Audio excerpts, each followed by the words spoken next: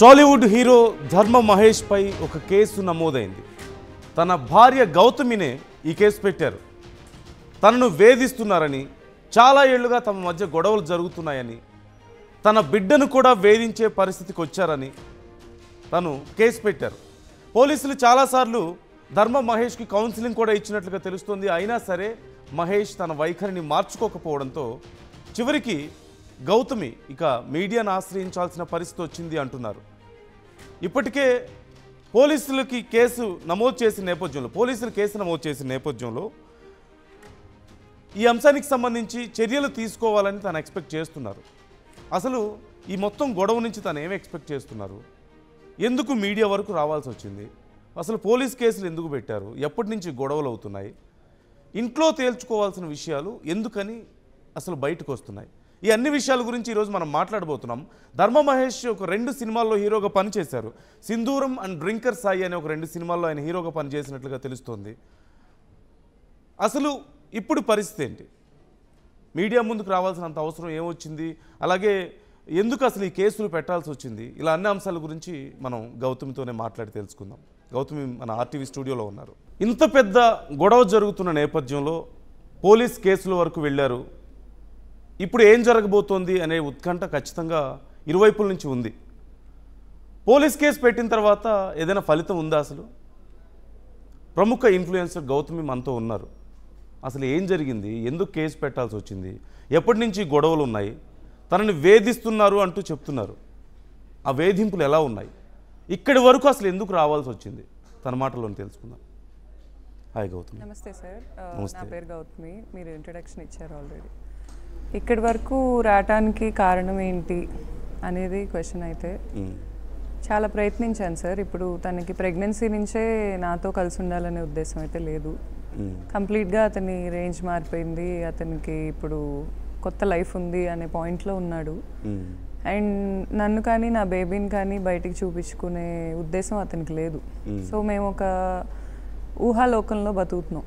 Actually అది రియాలిటీలో లేము మేము.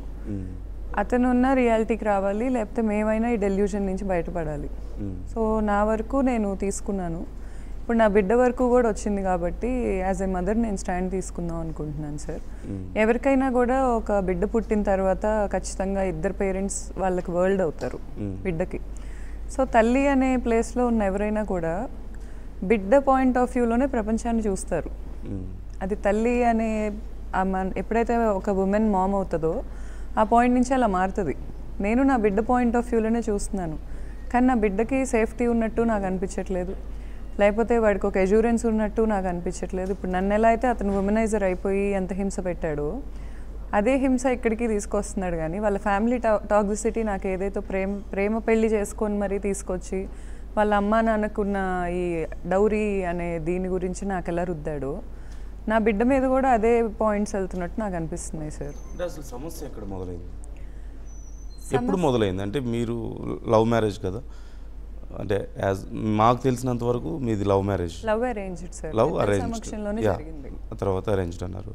సో మరి అన్ని ఇయర్స్ లవ్ 2013 నుంచా మీ పరిచయం? 2013 నుంచి 19లో మ్యారేజ్ అయింది కదా. సో మరి అంత లాంగ్ రిలేషన్షిప్ ఉంది, ఆల్మోస్ట్ 6 years రిలేషన్షిప్ ఉంది, మ్యారేజ్ చేసుకున్నారు ఇష్టపడి. ఈ స్టేజ్ వరకు వచ్చినాయి అంటే ఖచ్చితంగా మీరు చెప్తున్నారు, అంటే నాకు చాలా ప్రాబ్లం అవుతుంది, నా బిడ్డకు ప్రాబ్లం అవుతుంది అంటున్నారు. కొంచెం మాకు క్లియర్గా చెప్తారా, అసలు ఎక్కడ ప్రాబ్లం స్టార్ట్ అయింది? సార్ ఇతనికి ఉమెన్ హ్యాబిట్ ఉంది అని ఇప్పుడు నాకు ఓపెన్ అయిన అయితే చెప్పాడు. నా దగ్గర మొత్తం ఎవిడెన్స్తోనే మాట్లాడుతున్నా. నేను ఒక లా చేసిన స్టూడెంట్ని, LLB డిగ్రీ ఉన్న అమ్మాయిని. నా దగ్గర ఎవిడెన్స్ ఉంది అతను మాట్లాడింది. కాకపోతే నాకు అర్థం కాని విషయం ఏంటంటే సార్, ఉమెన్ అలవాటు అందరు అబ్బాయిలకి ఉంటుంది అని అతను జనరలైజ్ చేసి చెప్తాడు నాకు. కానీ వైఫ్కి రెస్పెక్ట్ ఉండదా, వైఫ్కి మ్యూచువల్ రెస్పెక్ట్ ఇవ్వరా, వాళ్ళ ఫ్యామిలీలో వాళ్ళు హెరాస్ చేస్తుంటే స్టాండ్ తీసుకోరా? ఇప్పుడు ఇతనికి డబ్బు పిచ్చి ఉందా అనే క్వశ్చన్ వస్తే ఇతను నన్ను పర్సనల్గా కూర్చొని డబ్బు విషయంలో హెరాస్మెంట్ తక్కువే చేశాడు. మహా అయితే మా ఫాదర్కి ఉన్న ల్యాండ్స్ గురించి మాట్లాడతాడు, లేకపోతే పెళ్ళప్పుడు కార్ అన్నాడు, ఇలాంటివి అన్నాడు. కానీ అతను ఎలాంటి సైకాలజీలోకి వెళ్ళిపోతున్నాడంటే సార్, గంగ చంద్రముఖిలా మారింది అన్నట్టు వాళ్ళ ఫాదర్లా మారాలి అతను. వాళ్ళ ఫాదర్కి మల్టిపుల్ అఫైర్స్ ఉన్నాయని వాళ్ళ మదరే చెప్పారు నాకు. సో ఇప్పుడు వాళ్ళ మదర్ ఎంత టార్చర్కి గురయ్యారో నాకు తెలియదు, కానీ వాళ్ళ మదర్ కూడా ఇతను మల్టిపుల్ అఫైర్స్కి అయితే ఇండైరెక్ట్గా హెల్పే అవుతున్నారు. సో అంటే తినకి అఫైర్స్ ఉన్నాయని తెలిసిన తర్వాత కూడా వాళ్ళు సపోర్ట్ చేస్తున్నారు. 100% చేస్తున్నారు సార్. అండ్ నన్ను నా బిడ్డను దాస్తున్నారు. నా బిడ్డకు ఫస్ట్ బర్త్డే చేయలేదు. ఏంటంటే మా రిలేటివ్స్తో మాకు ఇష్యూస్ అంటారు, లేకపోతే మేము వాళ్ళని పిలవలేమంటారు. అసలు ఒక బిడ్డకు కావాల్సింది ఏంటి సార్? సొసైటీలో ఒక ఫాదర్ అయిన ఐడెంటిటీ లేనప్పుడు ఇప్పుడు అసలు ఏదో మనీ అంటున్నారు, లేకపోతే అమ్మాయిలు గోల్డ్ డిగ్గర్స్ అంటున్నారు. అసలు ఆ మాట మాట్లాడటానికి సార్ నేను ఒక ఇండివిజువల్ని, నాకు 3 డిగ్రీలు ఉన్నాయి. నా బిడ్డను నేను ఈరోజు నేనే నా కష్టంతో పెంచుకుంటున్నా. జనవరి నుంచి అతను నాకు ఫైనాన్షియల్గా ఎలాంటి హెల్ప్ చేయట్లా. జనవరిలో మాకు ప్రొఫెషనల్ లింక్స్ కూడా ఉన్నాయి. అవి మేము న్యాయంగా విడగొట్టుకున్నాం. ఆ రోజు న్యాయంగానే బిహేవ్ చేశాడు, న్యాయంగా వెళ్ళాడు. అక్కడి నుంచి నాకు ప్రాబ్లం తేనని ప్రామిస్ చేశాడు.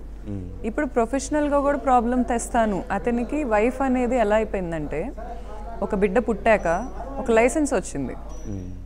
ఆ లైసెన్స్ ఏంటంటే ఎలాంటి ఎక్స్ప్లాయిటేషన్ అయినా నేను చేస్తా, నువ్వు యాక్సెప్ట్ చేస్తేనే నా భార్యవి. మళ్ళీ నీకు నేను బయటికి తీసుకెళ్తానా? తీసుకెళ్ళను. నేను సోషల్ మీడియాలో పెట్టుకుంటానా? పెట్టుకోను. నిన్ను మా అమ్మ రోజు పేరెంటాలకి రోజుకో పేరెంటానికి వెళ్తుంది సార్. ఆవిడ ఏ రోజైనా నన్ను ఒక్క ఫంక్షన్కి తీసుకెళ్ళిందా? మీరు వాళ్ళ రిలేటివ్స్నైనా ఎవరినైనా అడగండి. అంత చూపించుకోలేనప్పుడు 10,000 మందిని కూర్చోబెట్టి పెళ్ళెందుకు చేశారు సార్?